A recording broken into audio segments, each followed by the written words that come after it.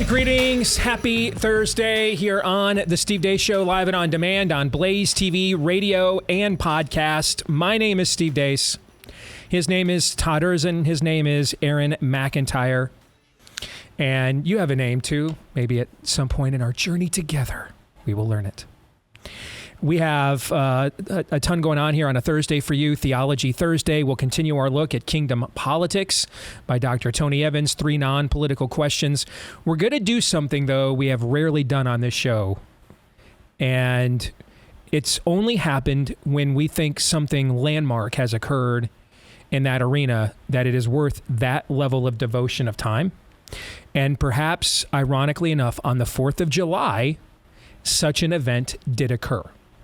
I'll tell you about that in a moment. Before I tell you, or after I tell you about our friends over at Eden Pure, I got this note from Jacob. I've taken your word on quite a few products over the years, but Eden Pure has become essential in our household. As of late, we got 3 purifiers to help eliminate the smells of a toddler, wet dog, and me, since I work in a welding shop and bring home the smell of sweat and metal every day. Now it's being used to combat the smoke from Canada. I didn't know until I got off work yesterday, and apparently my wife didn't know that we were at an air quality warning because of the smoke. And as bad as it is outside, Eden Pure is working overtime in our house, keeping us healthy and free of that odor and smoke. Thanks again, and as always, go blue. I know what you're thinking. I chose to read that note because he ended it with go blue. And you are correct. Nevertheless, I am also very appreciative of the nice things he had to say about our friends over at Eden Pure. You can get the Thunderstorm air purifier that comes in the pack of 3 with the discount code Steve right now for under $200 when you go to EdenPureDeals.com. Use the promo code Steve, EdenPureDeals.com, promo code Steve, and you get free shipping as well. EdenPureDeals.com, promo code Steve. All right, 4th of July. Not typically a day that court rulings come down. Government offices are usually closed. So clearly the judge in this case had a message that he wanted to send. And we have seen unprecedented, there's that word. Bing. Thank you. We have seen, we haven't done that in a while. Wanted to make sure we still had that.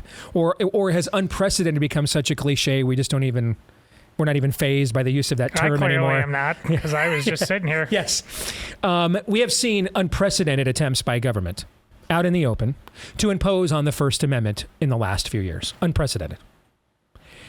And really unprecedented collusion between private industry, see that as big tech, and government towards that end. And a federal judge had quite a response to this, courtesy of the Missouri v. Biden case. And Aaron, I believe that will be the subject of your rundown of what happened while we were away. Collusion, really the biggest story of the week, actually dropped on Independence Day with the news that a federal judge in Louisiana had placed an injunction on the Biden administration and various government officials, precluding them from contacting social media companies. The injunction came in response to a lawsuit brought by Republican attorneys general in Louisiana and Missouri who allege that government officials went too far in their efforts to encourage social media companies to address posts they worried could expose the truth about COVID jabs and other issues. Part of that injunction was the revelation contained in documents in the case that on no fewer than 25 occasions, officials within your federal government directly contacted companies like Twitter and Meta, that's Facebook, sometimes overtly asking them to remove posts for whatever reason. Those at least 25 occasions were documented by author and researcher Justin Hart, and here they are. Number 1, on January 23rd, 2021, the digital director for the COVID-19 response team contacted Twitter to remove an anti-vaccine tweet by RFK Jr. She asked for oversight on similar tweets. Number 2, on February 6th of 2021, the ex-deputy assistant to the president, that's Rob Flaherty, urged Twitter to suspend a parody account associated with President Biden's granddaughter. Twitter acted swiftly, suspending the account in 45 minutes. On February 7th of 2021, Twitter suggested a faster method for flagging inappropriate content.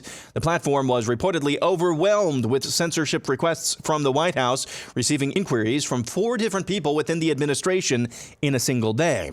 Number 4, on February 8th of 2021, Facebook informed White House staff of its new COVID-19 censorship policy. Flaherty immediately responded, questioning the specifics of how Facebook handles false claims and the criteria for account removal. Number 5, February 9th of 2021, saw Flaherty accusing Facebook of causing political violence by not censoring false COVID-19 claims. Facebook defended its policies but acknowledged reducing the distribution of vaccine-skeptical content. Number 6, on February 24th of 2021, Facebook provided Flaherty with information about misinformation trends on its platform. Flaherty sought more insight on the scale of the misinformation and the specifics of Facebook's enforcement practices.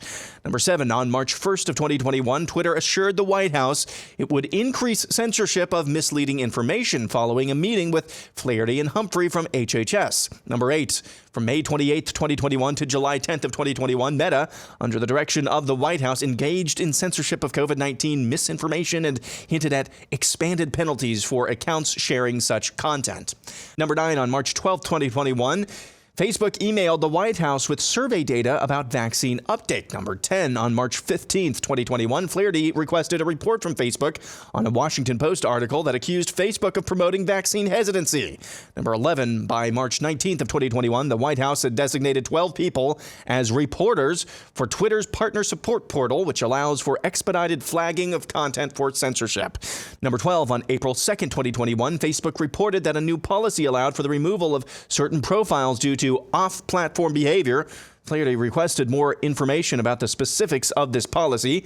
Number 13, on April 6th of 2021, Flaherty emailed Facebook to question why the company was not censoring certain controversial or harmful public figures. Number 14, in April of 2021, the White House had a series of meetings with Twitter about misinformation and censorship. By April 30th, Twitter had agreed to increase its censorship efforts as per White House requests. Number 15, on June 4th of 2021, a Meta executive confirmed to White House staff they would continue to increase censorship of quote-unquote misleading information, according to the White House's requests. They also committed to providing weekly reports to the White House. Number 16, on April 21st, Flaherty, Slavitt, and other HHS officials met with Twitter officials about Twitter vaccine misinfo briefing. Slavitt suggested Alex Berenson was the epicenter of disinfo that radiated outwards to the persuadable public. Berenson was suspended thereafter. Number 17, same date, White House staff met with YouTube officials to discuss vaccine misinformation trends and ways to partner in product work. Flaherty expressed concerns about YouTube amplifying vaccine hesitancy and praised YouTube for reducing watch time on borderline content by 70%. Number 18, on April 23rd, 2021, Flaherty sent Facebook a document titled Facebook COVID-19 Vaccine Misinformation Brief, which indicated the platform's role in spreading vaccine misinformation and recommended more aggressive censorship. Number 19, on May 5th, 2021, White House Press Secretary Jen Psaki publicly urged Facebook and other platforms to censor COVID-19 misinformation more aggressively, even suggesting potential legal consequences. Number 20, on July 15th of 2021, tensions escalated between the White House and Facebook. Psaki and Surgeon General Vivek Murthy held a press conference to discuss health misinformation as an urgent public health crisis and called for tech companies to take more action against misinformation superspreaders. Number 21, on July 15th, 2021, during the same conference, Psaki confirmed regular engagement between senior staff members, the COVID-19 team, and social media platforms. She stated that problematic posts were being flagged to Facebook for review. Number 22, tensions between the White House and Facebook escalated on the same day, with Flaherty demanding an explanation from Facebook for what he perceived as inadequate action against misinformation, using strong language to express his frustration.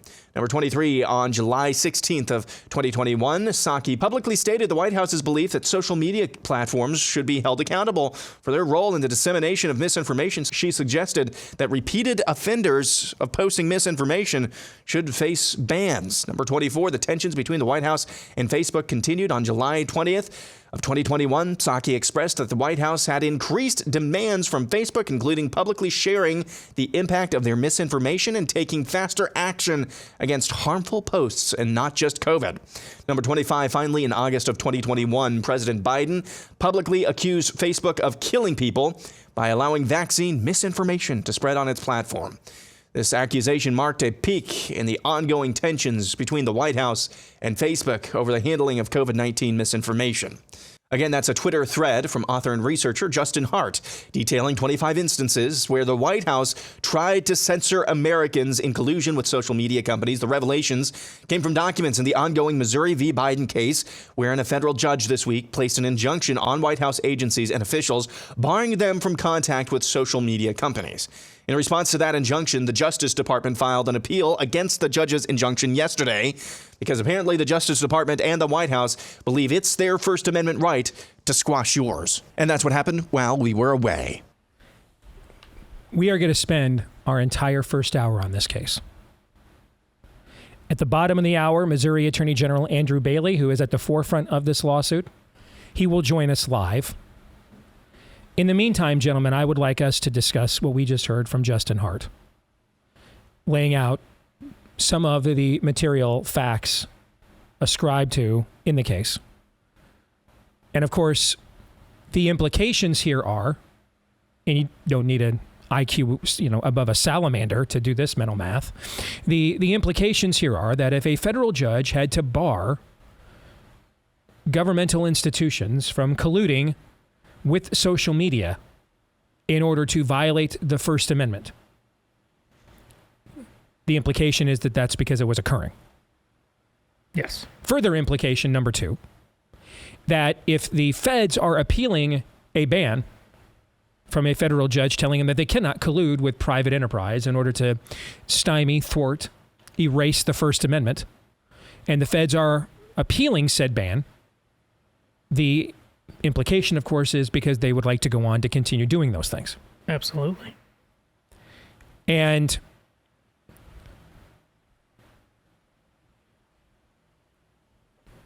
one of the things I think we need to admit on the right,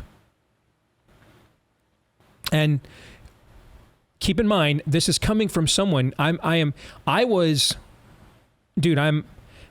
one of the people, and Justin Hart is too, by the way. I'm one of the people who sent out the invites to the COVID resistance party. Okay, I mean, I'm one of the charter members of that club. Fair? Oh, of course. But on the club that I'm about to tell you, we all need to join. I'm a late comer to this club. Okay.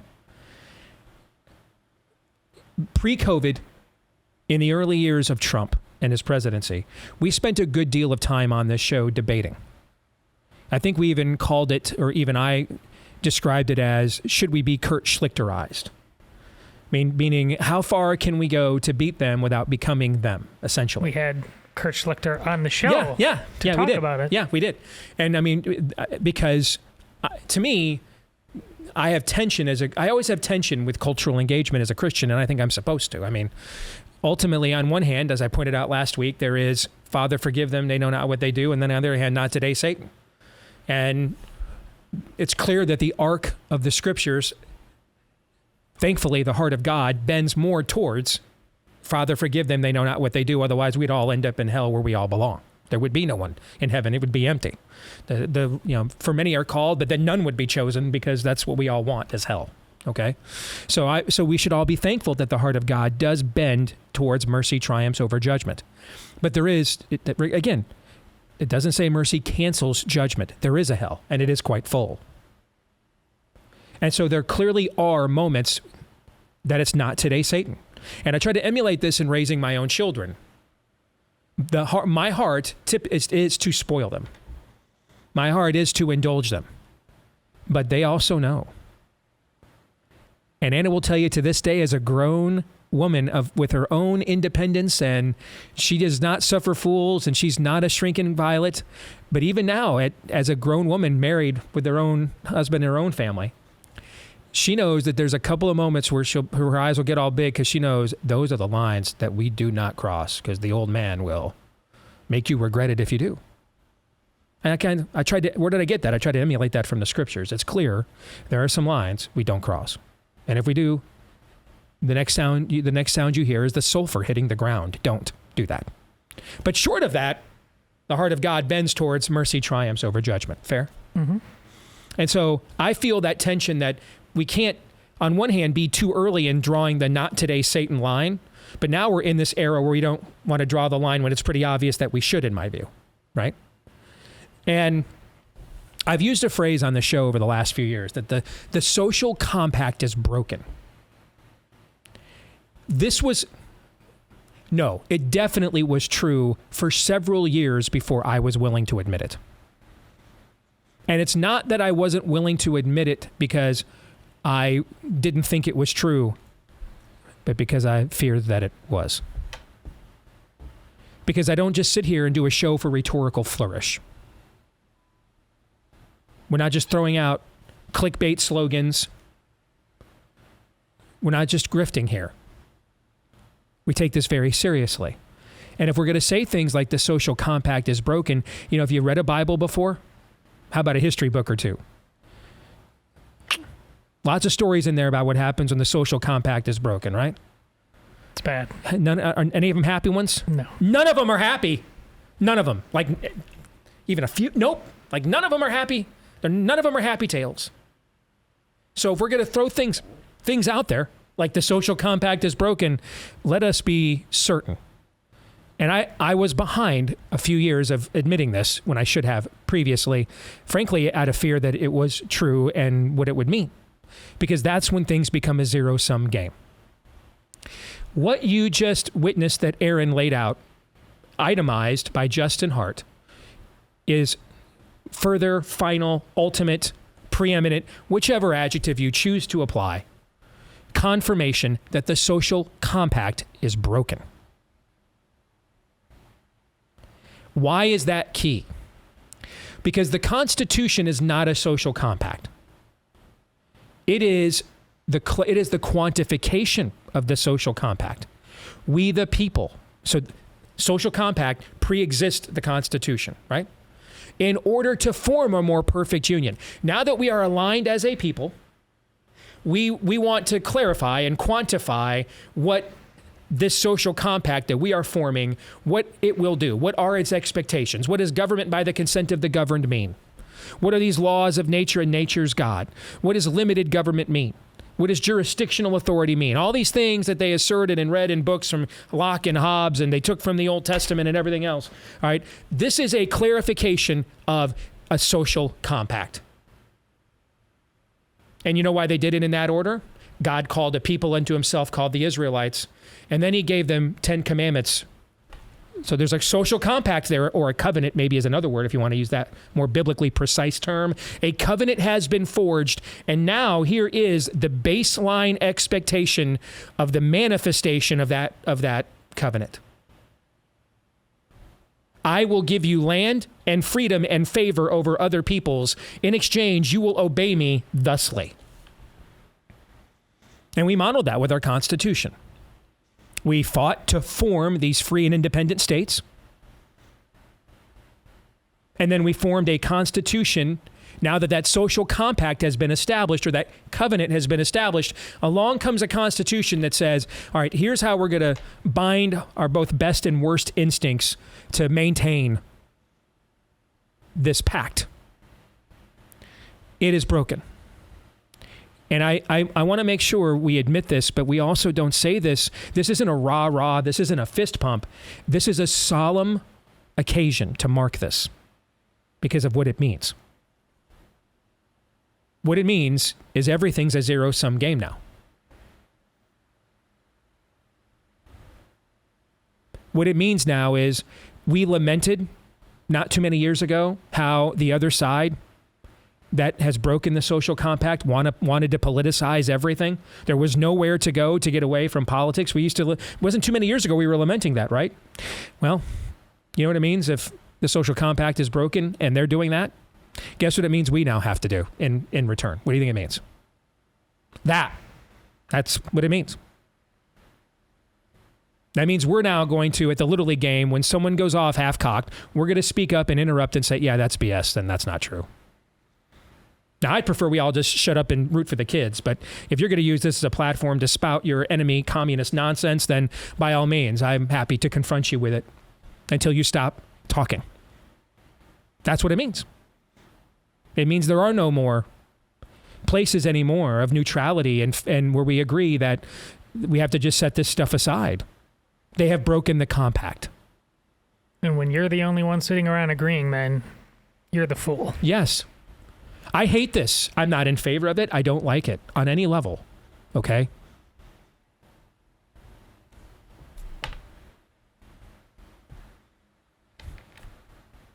But it's true. And I'm not empowered to do anything about it. And as someone who was at the forefront of pushing back during this period of time, who suffered personally, financially, who watched people die and received so many of those notes during this period of time,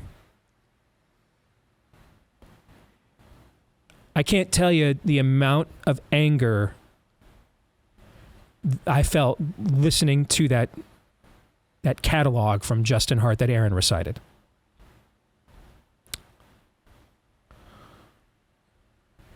I know we're saying this a lot these days, but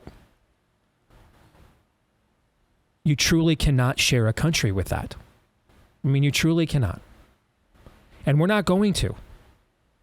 Because even if we don't want to admit that this is what has happened, they were never going to share it with us anyway. Even if we still want to maintain as if things aren't as they appear to be, they are going to behave as if they are. Yep.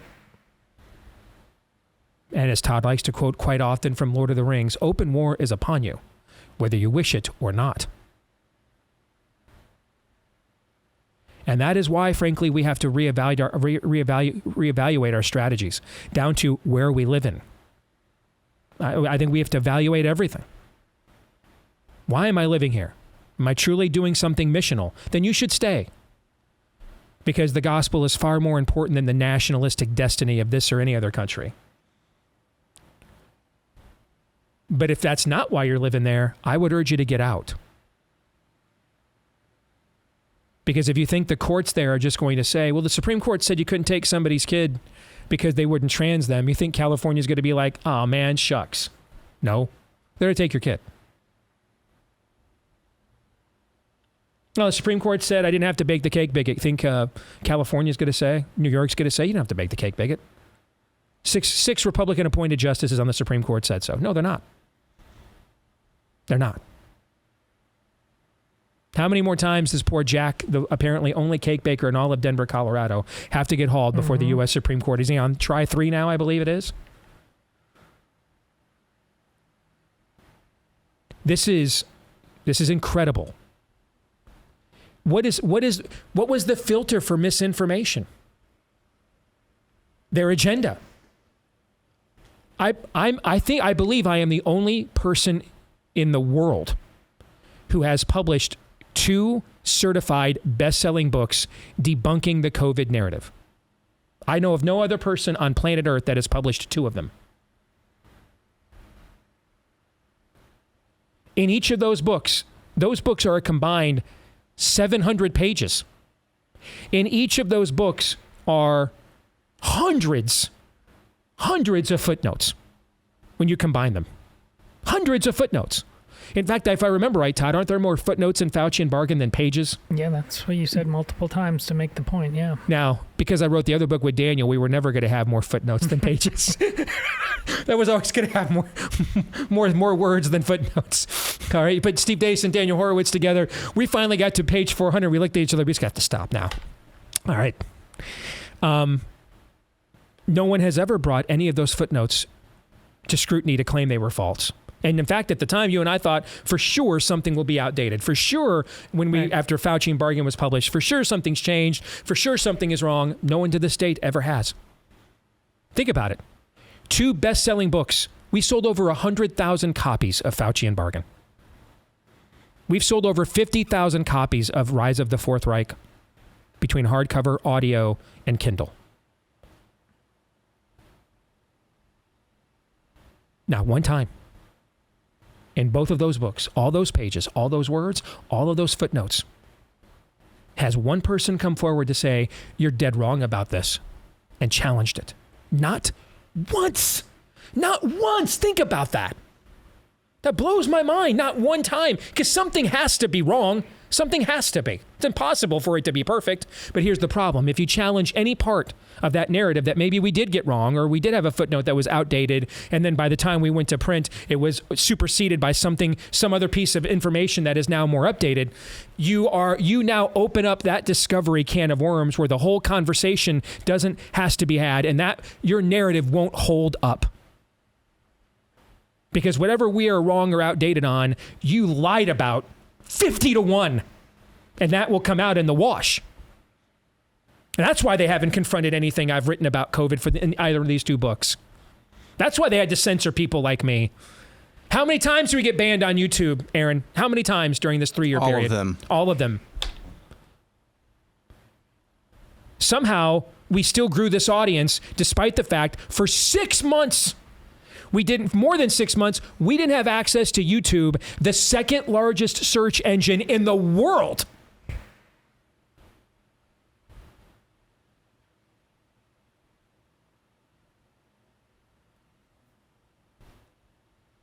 I will stop now. Gentlemen, your thoughts. It's amazing when your point about how long we've been documenting this on this show from the beginning. Oh, geez. That's an important point, and it speaks to what you said, the difference about standard issue sin versus demonic level sin.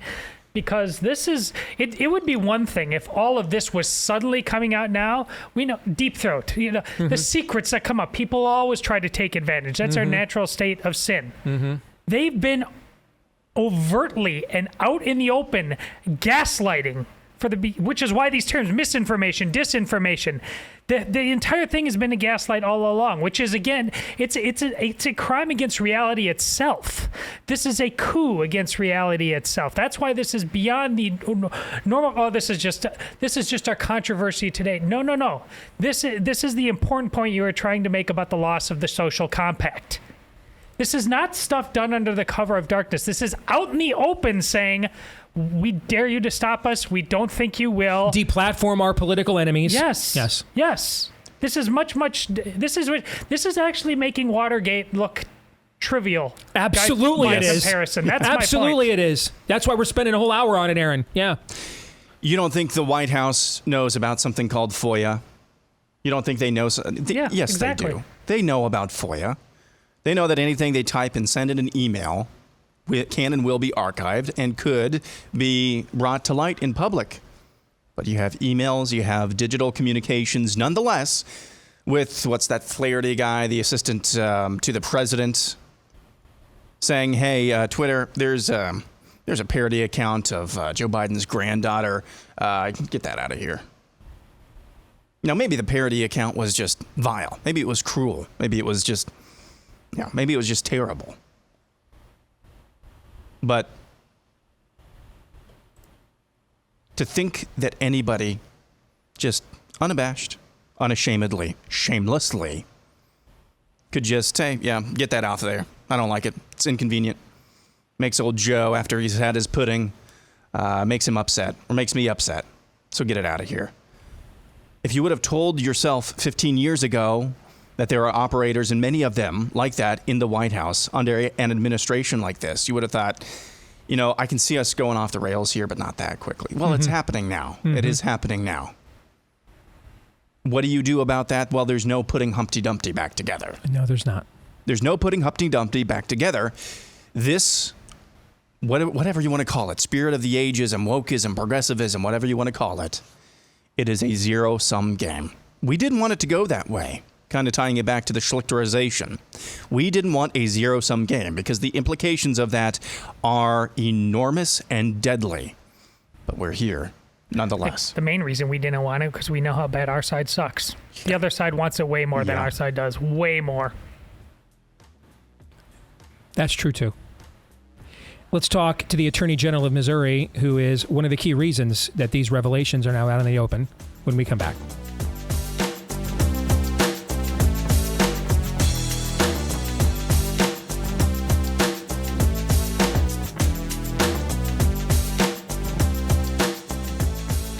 All right, back here on Blaze TV radio and podcast. Let's get to it.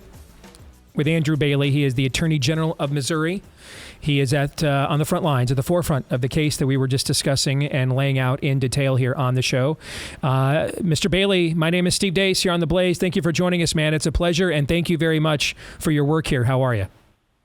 Hey, thanks for having me on. Doing really well. What a great way to celebrate this nation's birthday than to have the judge issue this order as a reaffirmation of the value we all place on the freedom of speech, absent government censorship, and to hold wrongdoers accountable. And the Biden administration put a stop to it, to start erecting this wall of separation between tech and state so we can preserve and protect our First Amendment rights and our constitutional guarantees that were handed down to us from previous generations. I mean, this is so important, and, it's important. The work's not done. We're going to keep fighting and keep pushing forward. My estimation is this will eventually end up in the United States Supreme Court, and we're willing to take it all the way to continue to fight to protect our First Amendment rights. Amen to every word of that. We went through a lot of details, a lot of the sordid details of this case with our audience before you came on. So I want to go back to the origin of it. Where did you and this case come from, and what specifically ignited it? Well, my predecessor, Eric Schmidt, began this case a few years ago and partnered with the state of Louisiana and private plaintiffs when it was uncovered that the White House was coercing and colluding with big tech social media corporations to silence American voices. In January, when I took over, I was proud to take on that mantle of responsibility and that legacy of excellence and keep pushing it forward. We filed an amended petition based on 20,000 documents that we'd received and numerous depositions, to include a deposition of Dr. Anthony Fauci. The amended petition has 1,400 individually numbered paragraphs with additional facts, new evidence, and law to back it up. We went to court this May, just a month ago, and asked for a preliminary injunction to put the evidence on. The court denied the Department of Justice's motion to dismiss, allowed the lawsuit to go forward, entertained the motion for preliminary injunction, and gave us 98% of what we had asked for as far as starting to erect that wall of separation between tech and state. 100. If I went through, I read the Fauci deposition word for word back in January. I counted, I believe, 175 times during that Fauci deposition over 8 hours that he made some claim of not remembering something or not recalling something. And then you guys would often confront him with the evidence that he was aware of this and would change his tune.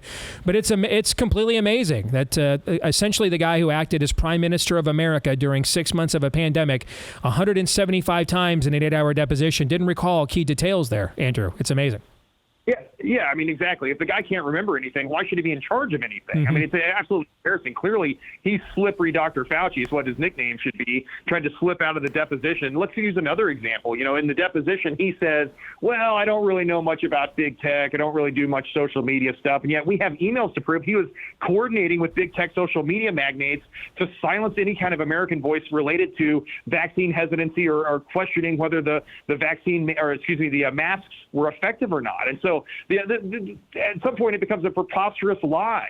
And if in the deposition, and I'm characterizing here, but you'll recall, essentially what his position is that if he disagrees with it or if he thinks it's not true, then Americans don't have any right to discuss it on big tech social media. Well, that runs contrary to some of our founding principles. The First Amendment, the founders believed, and I agree, that those rights were given to us by God, not man, and the Constitution is intended to protect us from government. Fauci should study his history and understand that he was in a position of power and authority and abused that power and authority and then tried to slip out of it when he was confronted in deposition.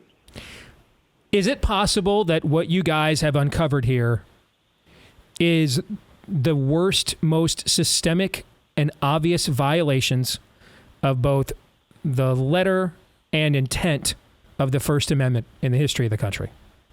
Unequivocally, yes. These are the worst First Amendment violations in this nation's history. And that's why this case is so important. The left wants to characterize this as like, oh, you've hurt society, you've hurt our democratic republic because now the federal government can't coordinate with big tech social media. That's not what it says. It says that they can't suppress core political speech. And look at this. On May 26th, when we went to court, the judge caught on to what was going on here and asked the Department of Justice, give me one example where you've ever silenced anyone that agreed with Joe Biden. Give us one example where your censorship went beyond just conservative voices. They couldn't do it. because they're only targeting political opposition to Joe Biden. That's what makes this so dangerous. The whole idea behind the First Amendment is that it creates an uninhibited marketplace of ideas, uninhibited from government censorship. The idea is to invite dissent and discussion so that the people can come to what is and isn't true based on our own consensus, not based on what the government is spoon-feeding us. Other than the symbolism of when he chose to release it, Andrew, as you went through the judge's verdict, what stood out the most to you? Well, he describes it as a dystopian scenario. He likens it to the Ministry of Truth in George Orwell's novel 1984. That's certainly consistent with some of the questions he asked the Department of Justice at the May 26th hearing on the motion for preliminary injunction. So the court has very quickly caught on to how dangerous a world it can be when the party in power can silence the voice of the opposition. And I want to make that point abundantly clear. This has never been about truth. It's always been about power.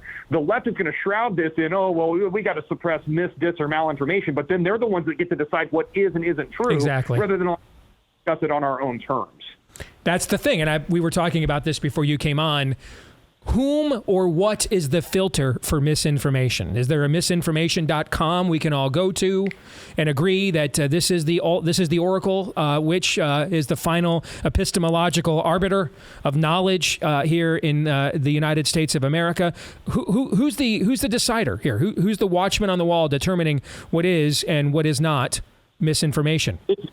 It's the people. It's you and me. It's the everyday folks. It's the voting populace. It's everybody. We get to decide absent government censorship. And we get to determine that through free, fair, and open debate where we build consensus around ideas, arguments, and policy positions. But what we can't have is the government censoring speech of one side. That stifles that free, fair, and open debate. It's not only illegal and unconstitutional, I would submit it's counterproductive. People don't trust the government if they feel like the government is tilting the scales in one direction and silencing voices of opposition.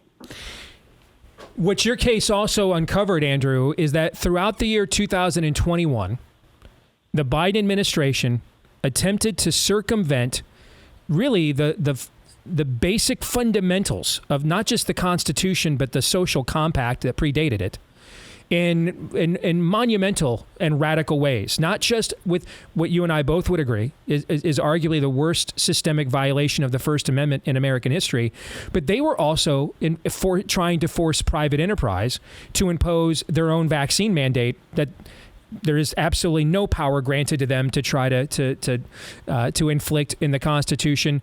So, I grew up in an era where the private and public sector were often at odds. And as voters, we could actually play them off of each other to our own benefit. In this era, it is very clear and that at the very least, private enterprise is open to being absorbed into government or influenced by it, or to essentially become an enforcement mechanism of it. And that, we've heard the term fascism thrown around a lot in recent years, Andrew. That's the actual traditional definition of it, the collusion of elites in the public and private sector for the purposes of dominating the wider populace. That's the very essence of fascism. Well, and exactly the point that we've made in this lawsuit is that suppression of speech in opposition to the political party in power is, in fact, one of the doctrines of fascists. And so that's why this is so dangerous. Certainly the founders understood that it's a timeless principle. It doesn't matter that we change from pamphlets printed in the 1700s to radio to television to internet to big tech social media. The foundational principle is timeless, that Americans should have free, fair, and open debate, and that opposition, discussions and dissent in opposition are a good thing. And that's what we're fighting to protect. But I'd also go one further and say we've only just begun to scratch the surface. And to your point, we know that President Biden has continued to pervert the law and undermine the rule of law by taking his authority beyond what's granted to him in statute. Take the student loan repayment case that the Supreme Court handed down last week. I mean, in that instance, the law authorized the president to amend or waive terms of repayment. Well, he said, oh, cool, that means I get to cancel. Well, the word cancel doesn't appear in the statute. And waive and amend aren't the same thing as cancel. And when you're talking about $430 billion of debt owed to the U.S. Treasury, that's a significant amount. And so the Supreme Court, we had to go to court. We had to hold them accountable. And the Supreme Court said, look, you're not going to be able to undermine the constitutional power of the purse given to Congress and the rule of law by perverting the statute. But it's like President Biden's mentality is, well, we're going to do whatever we want until somebody tells us to stop. And that's why some of these lawsuits are so important, to protect our system, protect our freedoms, protect our liberties, and our way of life. Final thing. You mentioned, do you think this case goes all the way to the Supreme Court? What's the timetable now that the government has filed an appeal? Well, the government's filed a notice of appeal, so we'll be at the Fifth Circuit Court of Appeals.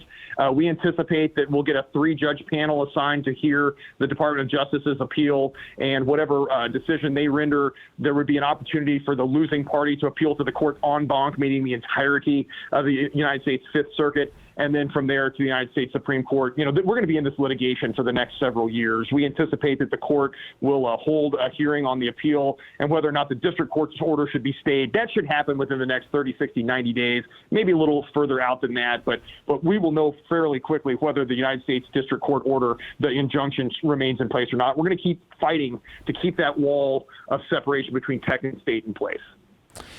Great work, Andrew. Please, on behalf of everyone in our audience here and at the Blaze, thank you and everybody involved, both in Missouri and Louisiana, with this case, and also for rearranging your schedule to join us here today. Thank you very much. Appreciate it. Thanks for having me on. All the best to you. All right. Thank you. Gentlemen, I want to get your thoughts on that here in just a moment. First, great time to talk about our friends over at Freedom Project Academy. And whether it's propaganda, endless pronouns, whether it's critical racist theory, porn in the schools, and more, the government indoctrination system, or Satan's youth ministry, as I like to call it, is it's not a mess, actually. It's doing exactly what the enemy wants it to do. And that's why a lot of us are looking for alternatives these days. Amy and I looked for alternatives. We homeschooled our kids, and now our final kid in the home, he was homeschooled through middle school, and he's at Des Moines Christian now. And so you may be wondering, hey, where are some alternatives that I could be looking at? Make sure you take a look at Freedom Project Academy, built on Judeo-Christian values and a classical curriculum. What does it mean? Well, essentially, that means your kid is educated how to think, not what to think, so that when he's an adult, he sounds like Andrew Bailey just sounded in that interview. Okay. If that's something you might be interested in, go to freedomforschool.com, freedomforschool.com, freedomforschool.com. You get a free information packet, or if you're like, you know what, I checked that out already before, and I'm in. Today's the day? Fine. You can save 10% on tuition if you enroll today as well at freedomforschool.com. Once again, that's freedomforschool.com. All right, gentlemen, reaction to the conversation we just had with Missouri Attorney General Andrew Bailey, who is one of those responsible for this win this week in the federal courts. I love the... go ahead, Aaron. I'm sorry. Did I interrupt you? Well, I was just going to say, my general bent is one of severe, I don't know, cynicism is maybe too strong of a word, but in terms of how this case ends up. There was a case not that long ago. I think Facebook was being sued over their fact checkers.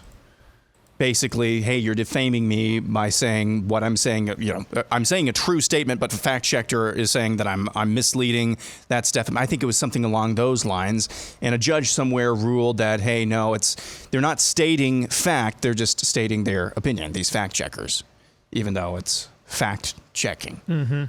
I could see something like that. When this inevitably ends up in the Supreme Court, I could see an Amy Coney Barrett or a Brett Kavanaugh saying, well, they weren't really telling social media companies to do their bidding, except yes, they were. Remember that example that I brought up in the first segment about this Flaherty guy saying, hey, this parody account on Twitter of President Biden's granddaughter that needs to be taken down. He literally says, please, and I'm stating here as best as I can, please remove this account as quickly as possible. That's going to be harder to finagle. I hope, anyway. Yeah. That's going to be harder to finagle if you're one of those Supreme Court justices who would love nothing more than to kind of ditch this case. That's a very impressive and important distinction that you just drew there, Aaron. Todd. Well, I love the energy, the authenticity of the energy, that it seems to be they're willing to take this all the way to the end. It's an understanding of how the other side operates, and we must match their energy. Because look at it, he just mentioned two cases, this one and the loan repayment thing. Instantly, there's they don't say, okay, we lost. No. They're absolutely going back to court. They're going to keep it there as long as possible. Why is that? Why do they never learn any lessons? Why? Because there's never any punishment ever for doing this kind of thing. We need to have this sort of mindset here. I hope this AG has it. Kim Reynolds, once again, she's calling our legislature back into session on the issue of abortion. They're going to pass the exact same bill. She's learning. She's not playing their games anymore. This all goes back to, Steve, you had your former pastor friend Kerry Gordon on the show about doctrine of the lesser magistrate, about, once again, redefining the rules on our terms where they belong. We always taking the fight into the place where it's most advantageous and most constitutional for us. And part of that means when we beat them, it's not. They will suffer consequences. Every time they will have to learn the lesson that if they gamble, it's a real gamble. Losing means suffering. That's where we are with the zero-sum game on this thing. We have got to keep dragging them into an arena that right now they think we want no part of, which is why they keep going there, because they think they will outlast us and exhaust us. And like I said earlier, they're almost always right. If we invert those terms, are you really scared of these people? That's what you need to ask. Look who's beating you right now. Look who's taking your children. They're not Attila the Hun. How dare you let it continue to happen?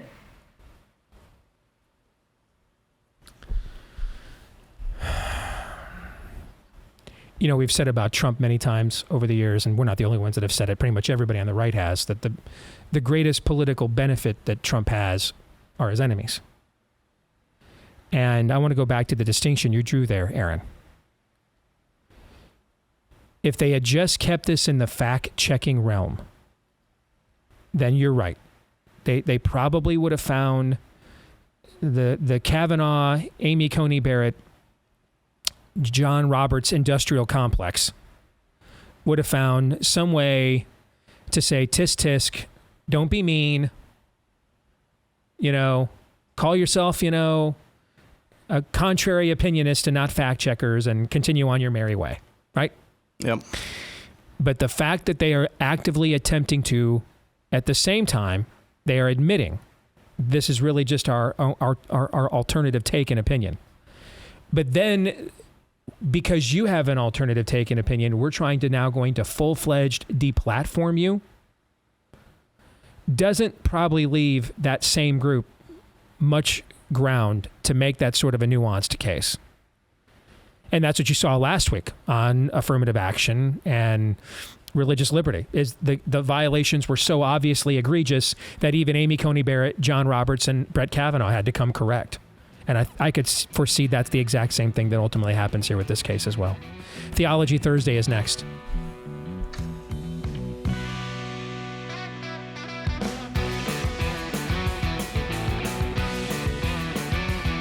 All right, back here with Hour 2, live and on demand on Blaze TV, radio, and podcast. I am Steve Deace. He's Aaron McIntyre.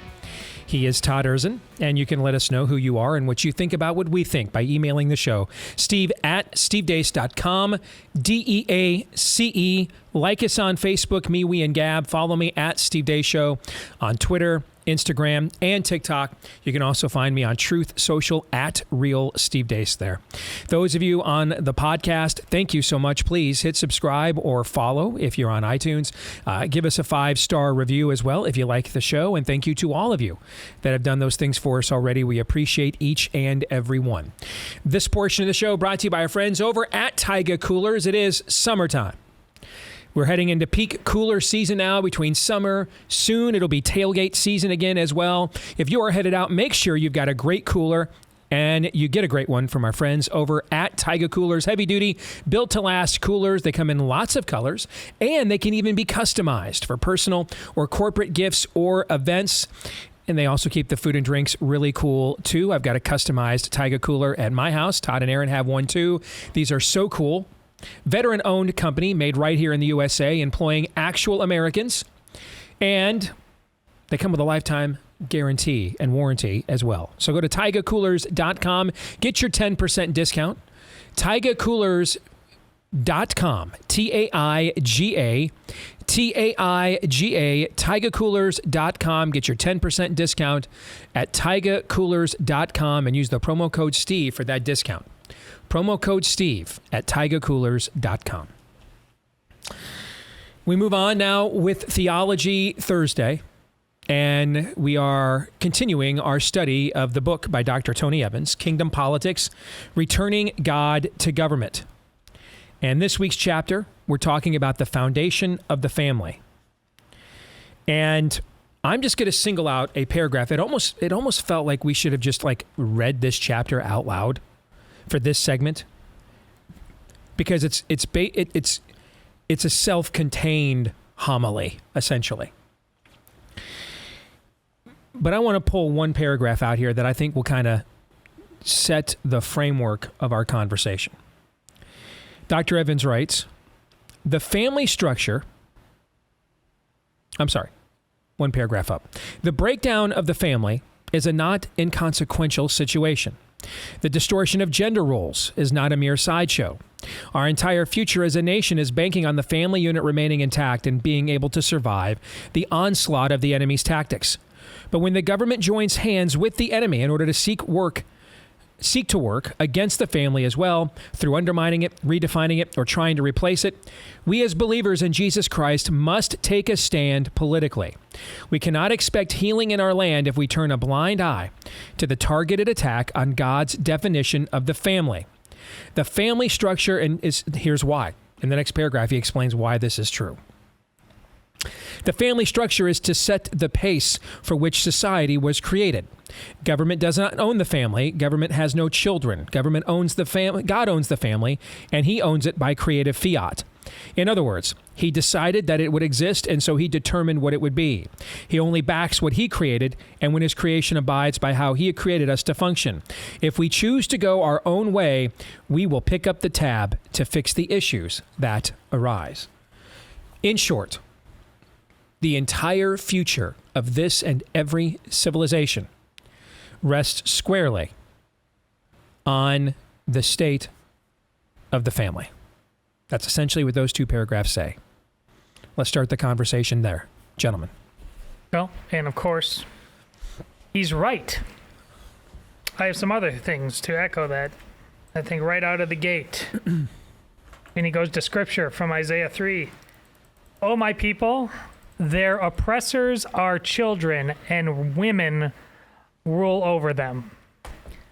Lest anybody think that that's a slight against children and women, it is not. We have jokes about Karen, but we've also elevated how much we love Moms for Liberty. But all of what we're talking about here, that's an indictment against men not doing their jobs. It's really that simple.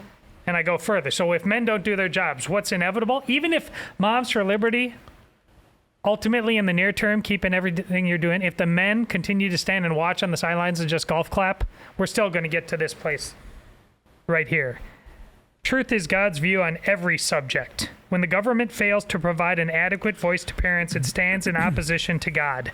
Whenever an entity opposes God, it has declared itself to be a pagan institution.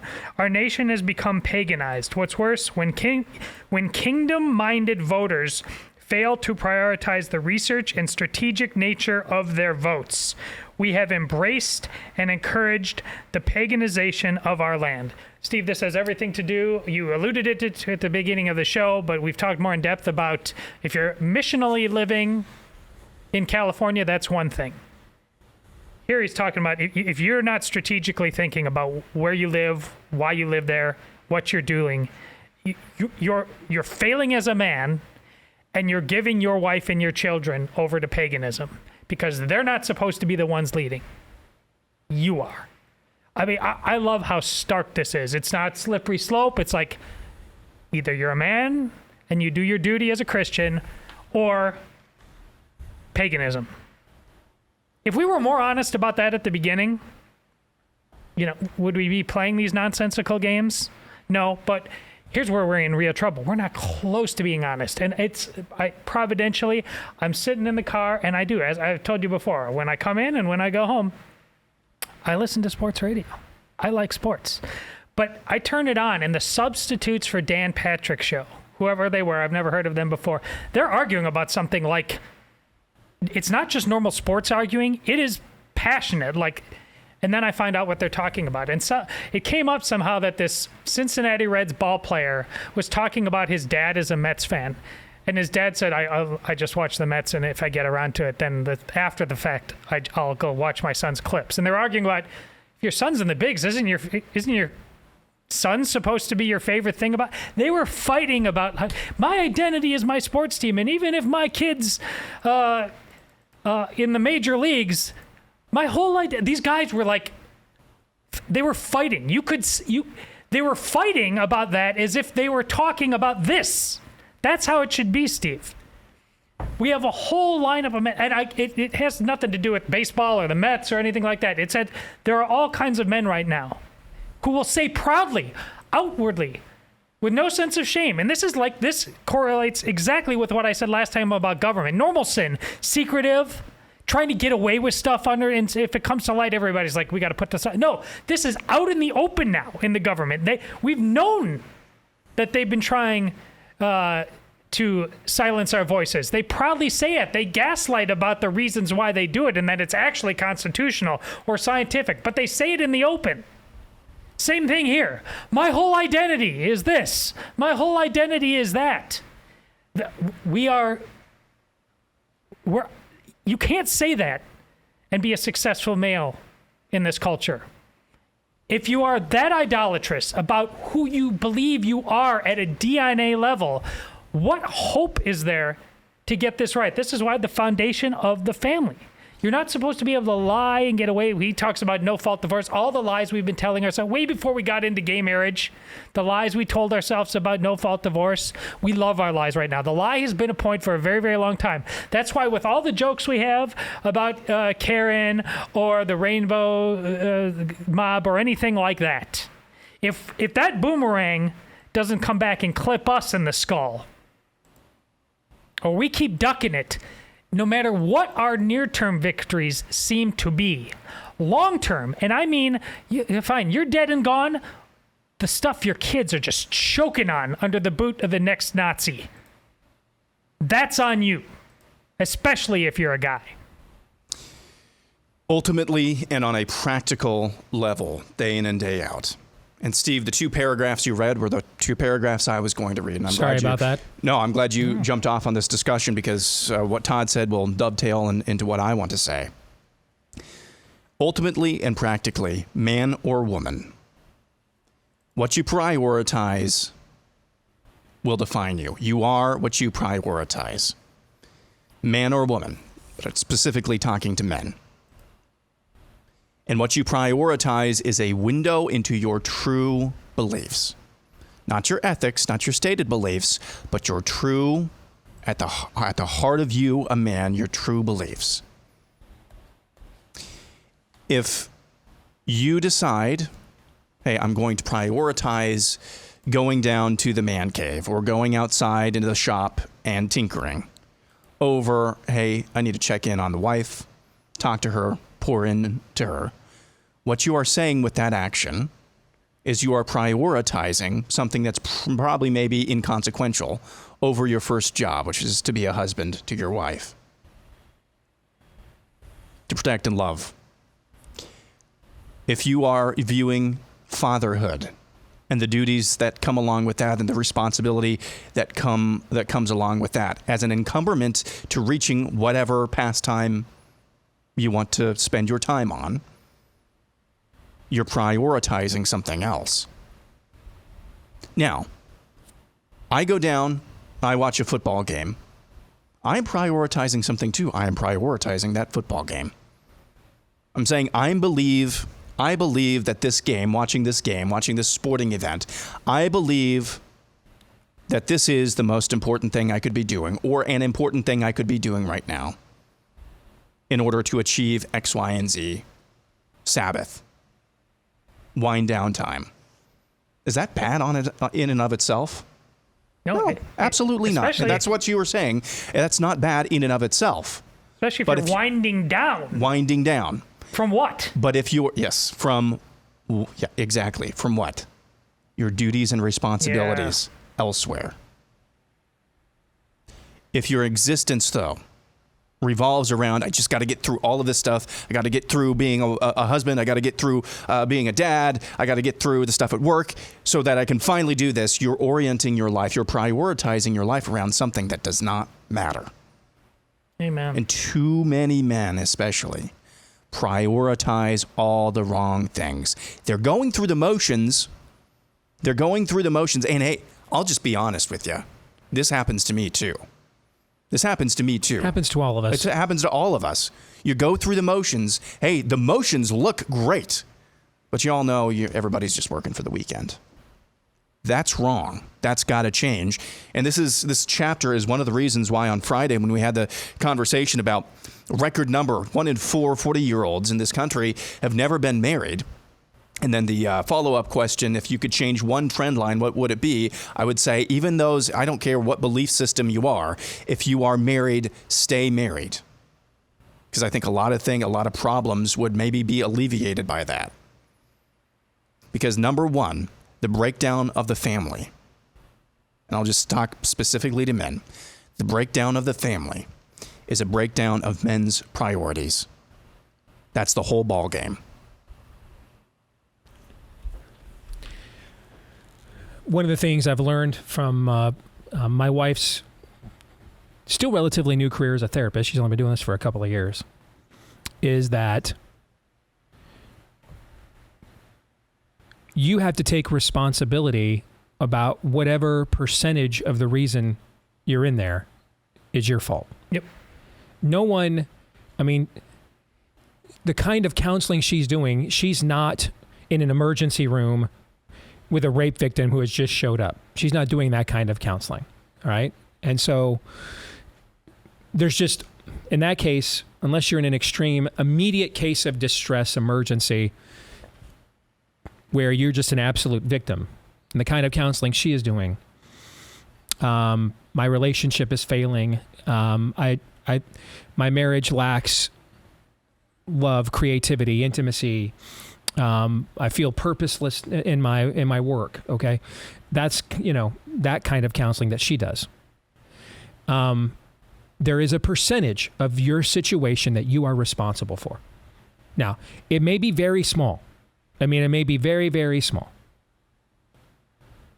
But there is something you could have that you must take responsibility for.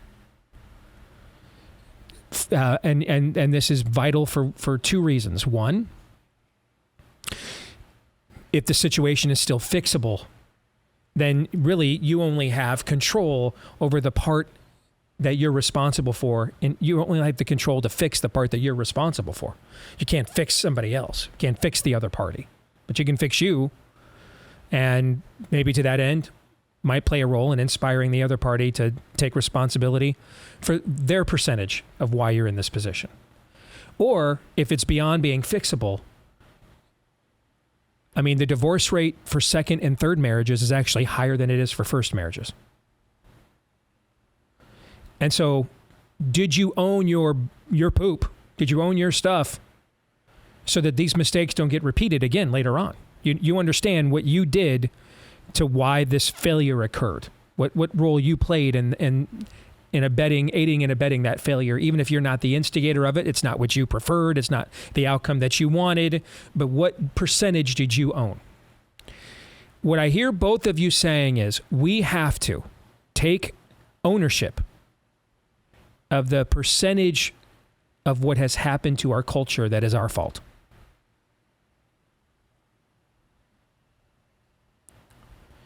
And that's not an easy message. It's certainly not something you hear in a lot of churches these days. It is a rare church that will both preach the premise and application of God's word.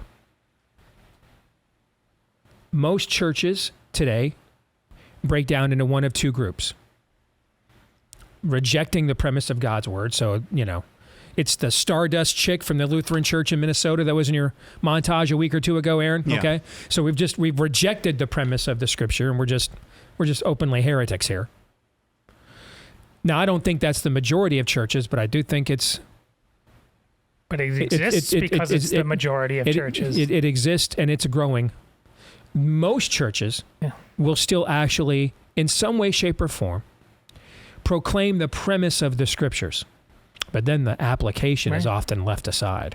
Or only like the least divisive parts of the application. The stuff about, the stuff that you'd get no argument from. The stuff that even the enemy's organizations do. Be nice to the poor, kind of stuff like that, okay? Stuff that you could join any up-teen secular organizations that think it's a bad idea to, not be generous with your money. Think it's a bad idea to be unnecessarily mean to people on the basis of the color of their skin or some other immutable characteristic they were born with. I mean, I can join the United Way for that. You know what I'm saying? I don't need a Bible. I don't need a church to tell me that. Now, that wasn't always true, right? It was prior to the Judeo-Christian, the viewpoint of the introduction of the Judeo-Christian viewpoint in the world. It was actually rare to not do those things, and so that would be what would get you in trouble, is to preach. Don't just be automatically racist. Don't just be automatically ethnically a xenophobe, like you're superior to other people. That would be, something that would be considered radical. But in our time, the time that we live, pretty much even ungodly organizations that took part in Pride Month here last month preach that and do that, okay? So then in our time, where is the battle the hottest? Where's the battle the hottest? Often in the places that many churches won't apply the premise of the Word of God to. And so it's just kind of presented as this abstract philosophical construct. And the hope is that you kind of get it on your own, because then the pastor doesn't have to get in trouble by making it plain. So it'll be just generically kind of mentioned, generically proclaimed. And then the hope is that those who already get it, so they don't really need to hear the message, they already get it. It's a dog whistle to them. They just kind of nod. Yeah, we know. We're picking up what you're laying down. We get it. Okay. And then, but the people that really need to hear it in the room, they don't get the dog whistle. And in fact, walk out of there thinking that they weren't challenged on any level at all. One of the reasons Calvin used to preach for hours is he used to plot out what he thought would be the preemptive objections to his sermons. Right? So he would try to figure out whom in the congregation thinks that this does not apply to them and branch off onto rabbit trails to make sure this is about you. It's about you. Don't walk out of here thinking that this wasn't about you this week. It was about you. Come correct. Now that may be a tad extreme. Calvin was also known not to be very kind to people who disagreed with him at times. So that may be a bit extreme. But I think we desperately need to be erring on the side of that equation, or that side of the equation, than the side we're erring on right now, because we're not getting really challenged at all. And as a result, too many of us, frankly, are not prepared to do what Todd and Aaron have just talked about. And it's not your fault. No man rises above their own worldview. Maybe you grew up without a good dad. That's my story. I know that's a lot of your stories. And that's sad. You go to a church that doesn't have a thriving men's ministry, doesn't really even seem particularly interested in reaching, let alone mobilizing the men. That's not unique. I bring these things up because I want you to know you're not unique. And that's unfortunate. You're in a position that most men are in. We frankly weren't taught how to be men. We frankly have very few resources that continue to encourage and equip us to be men.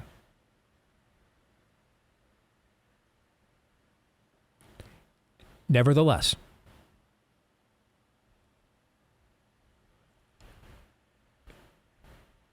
are the obligations before us as men postponed, canceled because of those things. No. And so we still have to perform our responsibilities. And that means we have to rely on each other. We got to have each other's backs. We got to challenge each other, like you just heard from Todd and Aaron. But we've got to encourage each other too. We have to offer affirmative tools and direction to one another. I get this note now post the zenith of COVID. This is the note I get the most. I'm a man. I don't know what to do. Can you help me? And I try to answer as many of those as I possibly can, while fully acknowledging a few years ago, I almost became another divorce statistic. So please don't assume any of us here on this show, including the guy whose name is on the marquee, thinks we have the market cornered here on what direction we need to take. But we've got to have each other's backs. Sometimes that means challenging. In fact, a lot of times it means challenging one another up front. But then there needs to be a support and encouragement network. And a lot of times you're going to have to create those things independently. Outside of your church, probably. Just another gathering of guys where you just get together on your own. Hold each other accountable, encourage one another, get in the fight together. But here's one thing every man within the sound of my voice can do right now. This you can do right now. If you're not yet in the fight, get in the fight. That you can do. There's not a man in the sound of my hearing that cannot do that. What does that mean? There's lots of ways to get in the fight.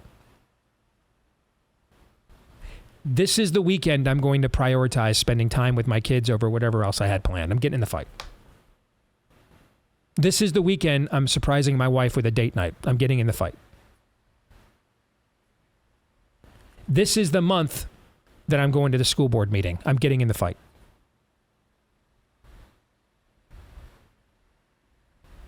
Get in the fight.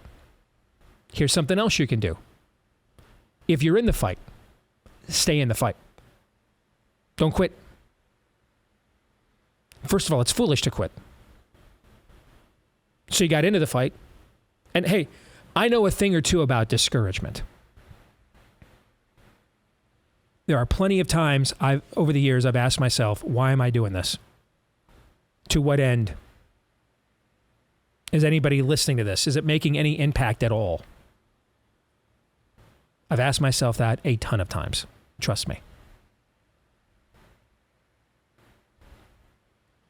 And one of the reasons why I stuck with it and stick with it now, and now we're starting to see some visible fruit of years where it just seemed like this was never going to work. It was never going to happen. Is I just did the math in my own head logically. If I quit now,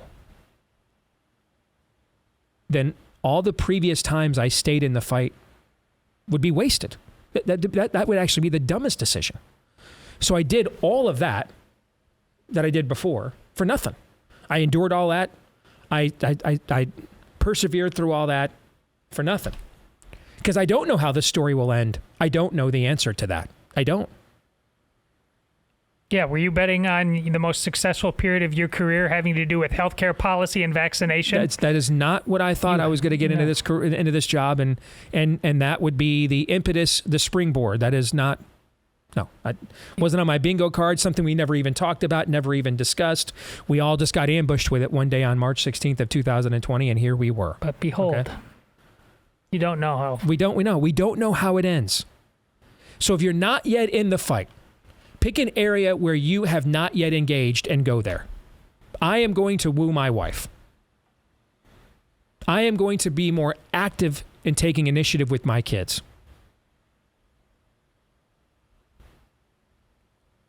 I'm going to lose some weight.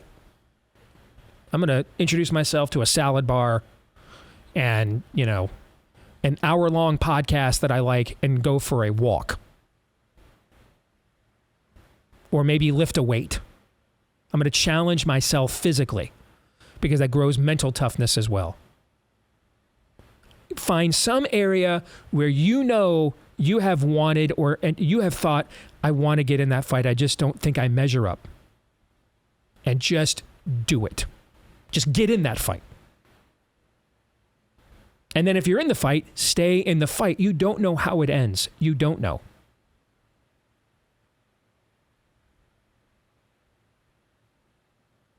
There have been several times I have come close to, contemplated quitting the fight.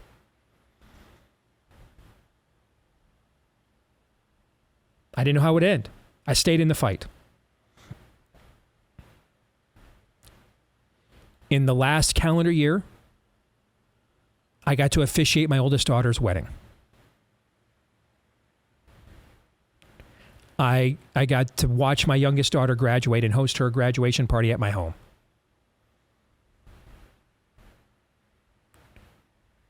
I got to see my son, whom when he was just a little dude, I'd take him to the gym.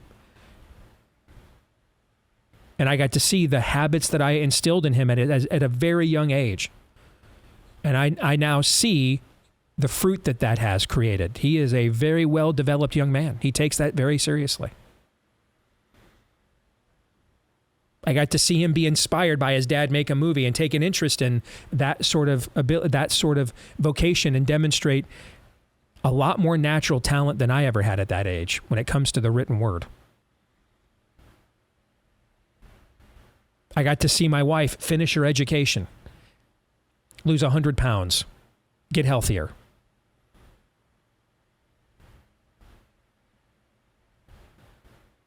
I got to make a movie. I wouldn't have gotten to do any of those things if I had quit. And many times I nearly did. So I'm not here to lie to you and tell you it's easy. It's not. But let me tell you what the dumbest thing to do is to quit. You don't know how the story ends. Finish the race.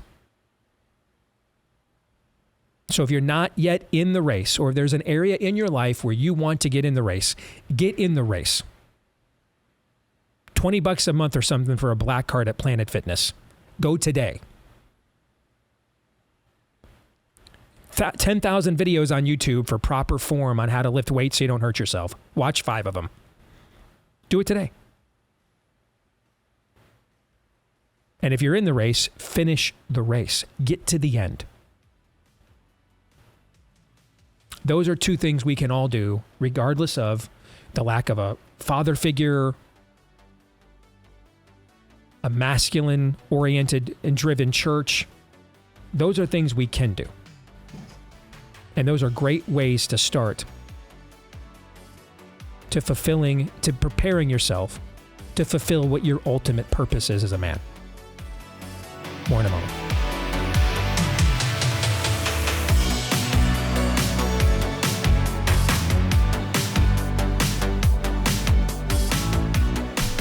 You know, cold turkey may be great for sandwiches, but there's a better way to break your bad habits. We're not talking about some weird mind voodoo, Jedi mind tricks.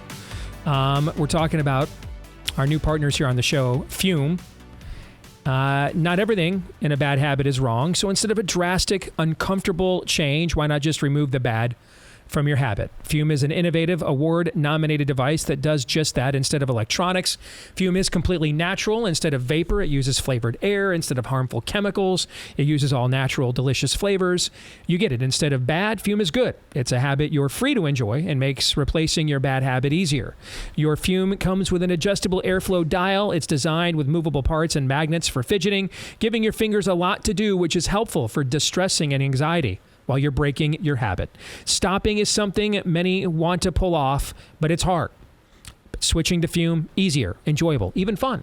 Fume has served over 100,000 customers so far, has thousands of success stories. No reason that you cannot add your name to one of them. Join Fume as you continue to try to end and break up with your destructive habits by picking up the Journey Pack today. Head to TryFume, F-U-M, tryfume.com, F-U-M, and use the code STEVE to save 10% off when you get the Journey Pack today. That's TryFUM, as in Mary, tryfume.com. Use the code STEVE to save an additional 10% off your order today. Again, head to tryfume.com/Steve. Use code Steve. Save an additional 10% off your order today. Time for 3 non-political questions. We all have questions. Who am I? Why am I here? Where am I going? Who am I? A search and a question of identity. Why am I here? A question of meaning and purpose. Where am I going? Question of destiny. Some better than others. What sort of morality or proto-morality would you expect to find in a chimpanzee troop? Injecting some levity into the demise of Western civilization. It's 3 questions on the Steve Deace Show. And that means it's also time for my oldest daughter, Anastasia. Good to see you, Princess. How are you? Good. How are you doing, Dad? Could be better. Could be a lot worse. All right. Yeah. So, what do you think? Fair about enough. Yeah, we're back here with no AC. And you know how much I know this is your favorite thing. You know your old man loves to be hot indoors. It's one of his favorite things. I haven't heard anybody yet. At least you have fans going, so like the wind can like kind of blow through your hair. Like when you say something really like prophetic, you could like have Aaron turn them up a notch. So it's like the wind is hitting you and like Get a the little Lord is hitting you. 80s John Hughes movie kind of feathered hair going. Yeah. I like it. Yeah. Okay. So it's amazing that we have not had this happen. We've been in this facility since 2015. AC has never gone out once, and you know how cold I run that thing. It's like 65 it's like freezing in here, year-round almost, okay, with all the lights and everything.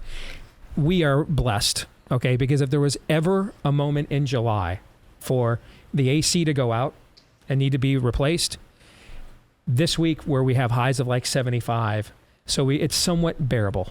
I know it's not too bad this week. Like this morning, felt like a little bit of like a fall morning. I really enjoyed it. Little George Strait, chill of an early fall out there. Yeah. I like that. Now, next week, it's going to be in the 90s. So if they don't have this thing fixed by then, I will be every bit as miserable to everybody as you probably suspect. This is going to be like the Bees Part 2. Yes, they better have this thing fixed by Monday. Otherwise, hell will be hell. There'll be hell. LOL smiley face. Yes, indeed. All right.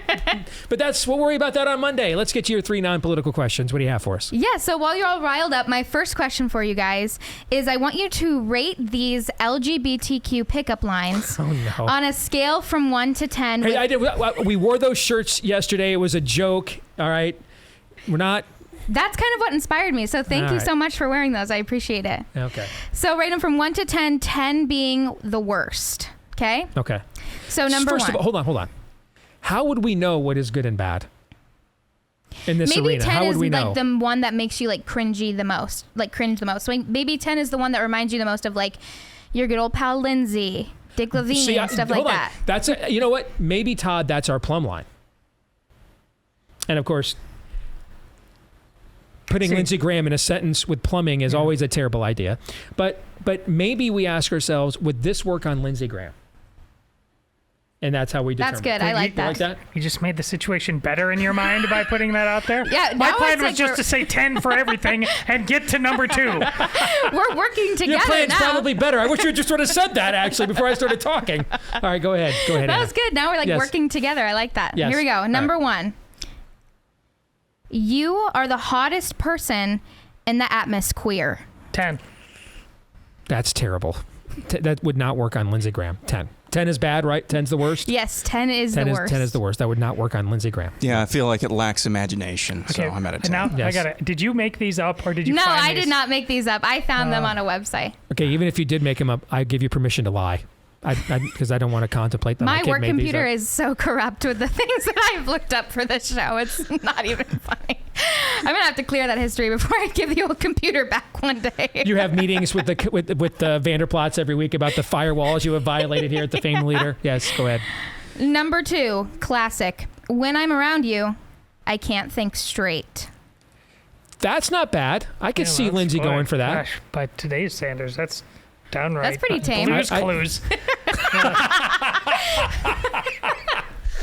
Nice. Man, I'm going to give that a solid 5. I could see Lindsay going for that. that's a 1. Oh, you like it that much? I Okay. just like it's just not. I'm not a. So you think Lindsay would give you the full Chris Farley, Adam Sandler, was it Schlitz? Is that the beer, the gay beer commercial from back in the day? Schmaltz or whatever it was? You think he'd give it the full Chris Farley, Adam Sandler, or Chris Farley raises his sunglasses up? You think he'd give him that? I'm not falling into your trap. No? I don't have Okay. any thoughts about what Lindsay's thinking about this. See, I'm at a 10 here because do we know who Lindsey Graham's partners have been, no, he's very secretive. So he's going to respond to something a little more subtle than that. Okay. So I just I'm want at to stress again 10. for the public, this in no way had to be about Lindsey Graham, but we persist. And the last one, I included this one because I don't know. I was thinking of it from, my straight perspective, I guess. And I was like, I don't think I would fall for this one. It is kind of rude. This last one says, I may not be the best looking guy in here, but I'm the only one talking to you. Oh, gosh. Maybe that's a little bit more subtle, like Aaron was talking about. Maybe Lindsey Graham would fall for that one a little bit. I got to think you've got the title of U.S. Senator. You have to have a little bit more discriminating taste than that, right? I mean, you've got access to more than that offering, I have to think. Don't you think? I see, yeah. Like, I'm thinking of this from my perspective. I'm like, if a guy told me that, I'd be like, that's actually really rude of you to say. Yeah. That's horrible. I got to give that a 10. I think it's pretty terrible. Todd. 10. 10. Okay. Are we done with this now? Yes. My next question for you guys. Thank you. So I've asked you, like, what holiday you would get rid of, but if you could invent a holiday, what would it be? If I could invent a holiday. Any holiday, what would it be? I'm going to let you guys take this first. I got to think about it for a second. If I could invent a holiday. Aaron, you want to take it first? Sure. This one's kind of low-hanging fruit, but Super Bowl Monday. Make that like, make that a holiday. Now, of course, I'm going to actually, no, I'm changing my answer just to Jesus juke all of you. June 24th is Life Day. That's a national holiday. Everybody gets the day off. Or if it's not on, if it's on a weekend, we'll observe it on a Friday or Monday. Life Day. And Princess Leia sings? Correct. Yep. Yes. Mm-hmm. Yeah, I like it. Yeah. I would make Election Day holiday. That is a great idea. As many haven't talked, but only because it's ultimately a troll, because voting would actually go down. Yeah. That's a great idea. Voting only happens one day, and it's a national holiday. Everybody has the day off. And you don't get your vote in that day, sucks to be you. That's not a bad idea at all. So your grandma Vicky, my mom, when I was growing up, if my grades were good, then she'd call me in sick to school, provided I didn't have basketball practice and our season was over. And a lot of times, by the time we got to mid or late March, it was when you're in junior high and high school. And so she would call me in sick to school for the first 2 days of the NCAA basketball tournament, so I could just sit home. And back in those days, all the games were on a bunch of channels, so you could see them all. And a lot of times, you could only watch one game at a time in your market, and then ESPN would run all the games that went on, like tape delay and stuff. And we didn't have like the scores on our phones, so we didn't like know what the scores were. Mm-hmm. So you're like watching a game at 10 o'clock at night, and you're watching Montana upset, somebody, and you're like, this is news. It happened like 5 hours ago. Okay. All right. And so you just watch the NCAA tournament the entire time, but only like one game at a time. Okay. And I used to always look forward to those days, and she would call me in sick if my grades were good enough. So I had to be on the honor roll or better. And to this day, we always take that as our spring break. Holiday. It is spring break vacation. When I was growing up, you used to see me come, or when you were growing up, you see me come home and have those days off and hang out in the basement with the Cadbury mini eggs and the Shamrock Shakes, watching the NCAA tournament. So I would do that. That's what I would do. Although I like Todd's idea the best. You don't like Life Day the best? I hate life. You know that. I'm terrible. Yes. I had to take the opportunity. I couldn't miss it out. My last question for you guys is, what item do you hope will be obsolete in 20 years and why? I think Todd's struggle will be narrowing it down to just one. Now there's a lot. Yes. There's a lot. What item do I think will be obsolete in 20 years? Oh, man. My problem is, well, I don't want, yeah, that's going to be depressing to say. Have I stumped you guys? Did you say think will be obsolete or want to be obsolete? What item do you hope will be obsolete in 20 years and why? That you have to come at it from a different direction. What item do I disdain the most? You know what?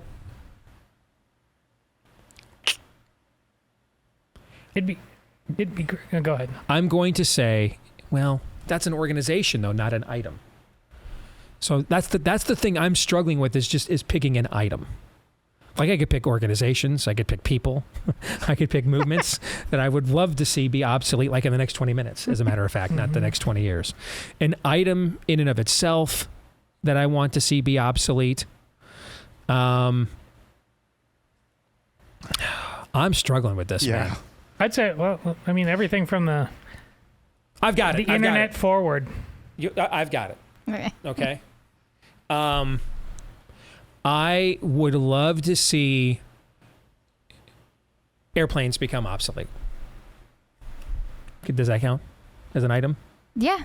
Okay. How come? Because that means we have invented transporter technology. Okay.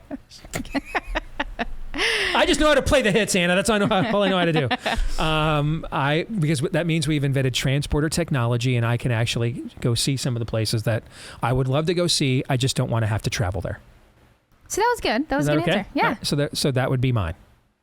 Airplanes are. Plus, we get out of airports, and whatever the hell is going on with that industry right now. I mean, are there the two industries that are trying the hardest to lose money right now? Hollywood and the airline industry. I mean, they are working hard to lose money and alienate people right now.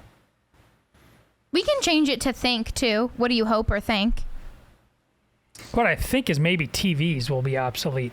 And it'll be some sort of like digital projection just built into homes or something. Well, that's what the new Apple head device actually does. It makes a huge screen and it just overlays it on top of your existing environment. Here's what I hope will be obsolete: smartphones. Yeah. I think we had this conversation. I can't remember what context it was. But how technology is not in and of itself ever immoral, just technology on its own. But I made the distinction between technology and mediums of that technology. So the technology in here, in this phone, incredible stuff, on its own, not a bad thing. I just think the proliferation of smartphones in general opened up a Pandora's box that is not good biologically, really, for us, for our brains, and spiritually opening up the doors to a lot of things because of that, because of the nature of just, hey, data on my, at the palm of my hand, on demand. I just think it's been a net negative for society. It's been incredible. It's had some benefits, but especially for the younger generations, man, I sound old. It's been, I think, a net negative. No, you're right. That's from the internet, by extension, I really think it's ultimately a net negative, and it's enslaved us in ways. We think the whole ocean was to democratize information. The exact opposite. We have a tyranny of information right now because there's no consequences. It's just a wild west with zero sheriffs, and we're dehumanizing ourselves because of this. On that cheery note, Anna, appreciate the 3 non-political questions once again. Yeah, Thank you, no honey. problem. Thank you. Better than LGBT pickup lines. That is true. Indeed. All right. Don't forget about our friends over at Relief Factor. If you are struggling with chronic pain from too much inflammation in your body, trust the drug-free formula that was created by physicians who can prescribe drugs. Why did they come up with Relief Factor? Because they were seeing way too much inflammation and chronic pain in their practices, and they thought people needed an all-natural anti-inflammatory to do something about it. So they created Relief Factor. In fact, they are so confident in this product that they offer it to you as a 3-week quick start for just $20 to get you started. Why? Because about 70% of the time people see such great results in 3 weeks or less that they come back long term. And so they gamble on greatness. Call their bluff. What do you have to lose? If you've been struggling with too much chronic pain, it's just $20 to see if this might be the solution you have been waiting for. Go to relieffactor.com. Again, that's relieffactor.com. Or you can call them at 800-4RELIEF, 800-4RELIEF, 800-4RELIEF, or relieffactor.com. Coming up in the overtime today, I've got more Twitter poll results we will break down involving the Bidens are putting the term White House in a whole new context. Where did the cocaine come from? Was it Professor Plum in the study taking a nose bump? Or was it the hunter in the West Wing because he had a little anxiety that he had to push through? We will discuss today in the overtime for Blaze TV subscribers at blazetv.com/Deace. That's blazetv.com/Deace. That's where you can go to become a Blaze TV subscriber, and it's only $10 a month. blazetv.com/Deace. Any quick final words before we check out here today? You see that picture some twit was bloviating about? It's Biden in the shadows of the steps, watching the steps at the White House, up on the balcony, watching July 4th fireworks, and he has such burden on his shoulders, and he's sitting. Yeah, that's. You think he was sitting there, thinking about anything other than pudding and charts? And on that note, John 3:17.